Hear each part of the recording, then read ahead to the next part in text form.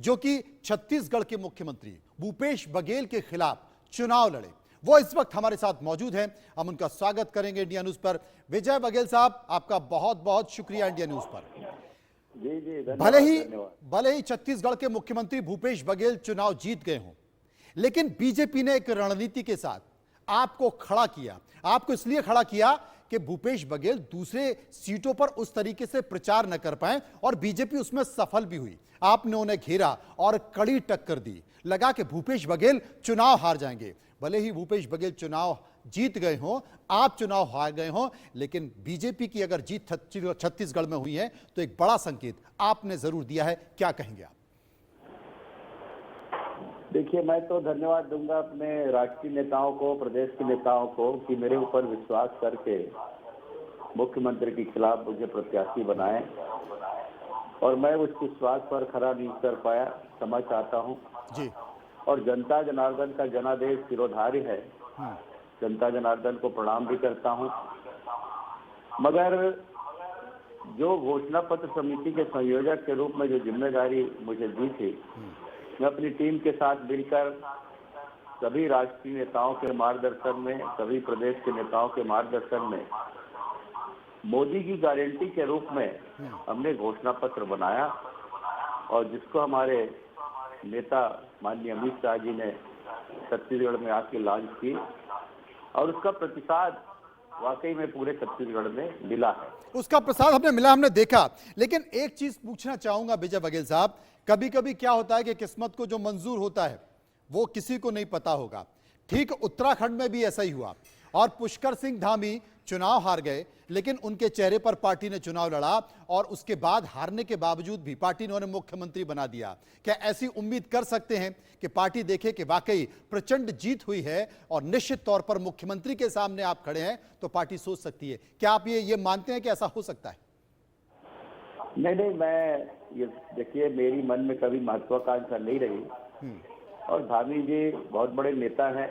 मैं उनके समकक्ष अपने आप को कहीं पाता भी नहीं हूँ।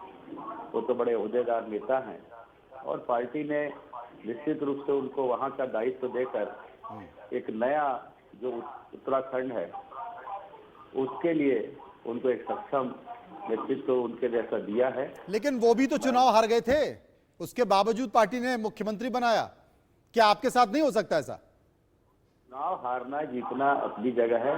हाँ। लेकिन जो कार्य करने की शैली है, जो उनमें दम है, जो नेतृत्व क्षमता है स्वामी जी में, उसको राष्ट्रीय नेतृत्व ने समझा और उनको वो वहाँ के मुख्यमंत्री बनाए। शायद मैं अपने आप को उसके समकक्ष नहीं पाता और मैं एक सिपाही की तरह पार्टी में काम करता हूँ और पार्टी के हर आदेश का पालन करना मेरा कर्तव्य है।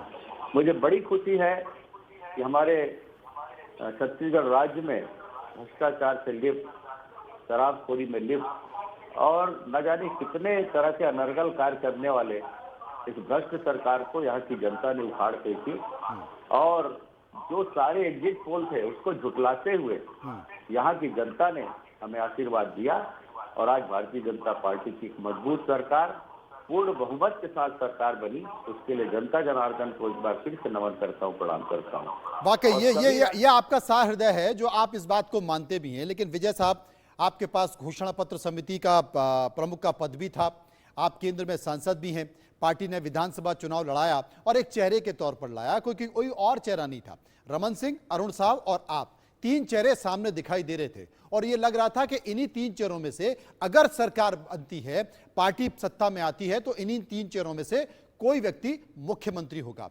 दुर्भाग्य है कि आप चुनाव हार गए, लेकिन एक बड़ी लाइन, एक बड़ा संकेत आपने देने की कोशिश की और पार्टी, आप मानते हैं कि पार्टी इस बात का ख्याल रखेगी, कुछ ना कुछ पार्टी आपके बारे में बड़ा सोच रही है।